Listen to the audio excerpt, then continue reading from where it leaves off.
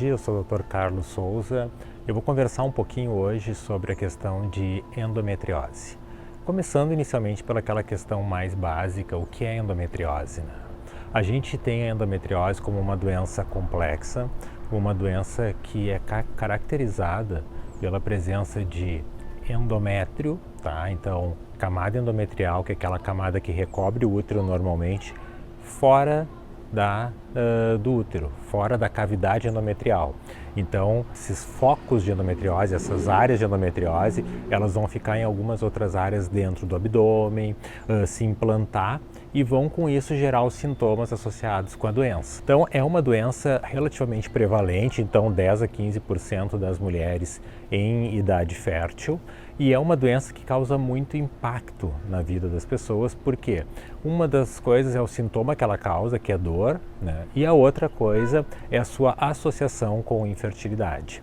E ela tem uma outra questão, o seu diagnóstico acaba sendo muito complexo, então ela está muito associada com uma necessidade de aquilo que a gente chama de alta complexidade, exames mais complexos, uma estrutura mais complexa, tanto para diagnosticar quanto para tratar, e também, né, um atraso diagnóstico. Isso talvez seja um dos maiores problemas que a gente tem. Porque a gente tem aquela paciente que sente dor, por exemplo, há algum tempo ela sente dor na menstruação, sente dor daqui a pouco na relação sexual, e ela vai falar dessa dor, ela vai questionar o médico, o sistema de saúde sobre a questão da dor, e muitas vezes isso é encarado como um problema normal. Há uma certa descrença muitas vezes na queixa da paciente. E com isso a gente está associado com um atraso diagnóstico de cerca de 3 a 5 anos em infertilidade e muitas vezes chegando até a 10 anos em caso de dor.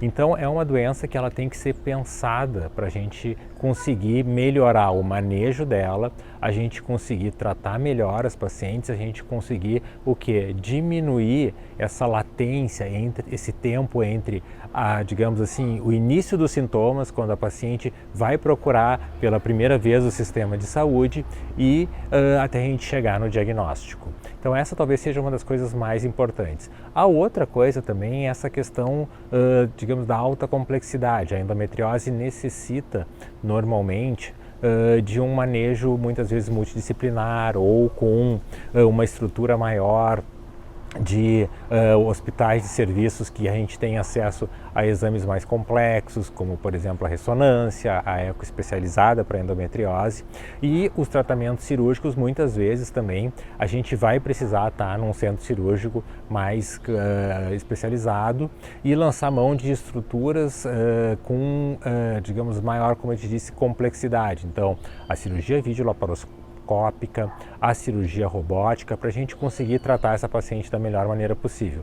Sem falar na necessidade de muitas vezes a gente ter aquilo que a gente chama da equipe multidisciplinar, tanto da questão cirúrgica, por exemplo, muitas vezes a gente tem que trabalhar junto com a equipe da urologia, com a equipe da cirurgia gastrointestinal, para a gente conseguir atingir, né, digamos assim, a eficácia melhor possível.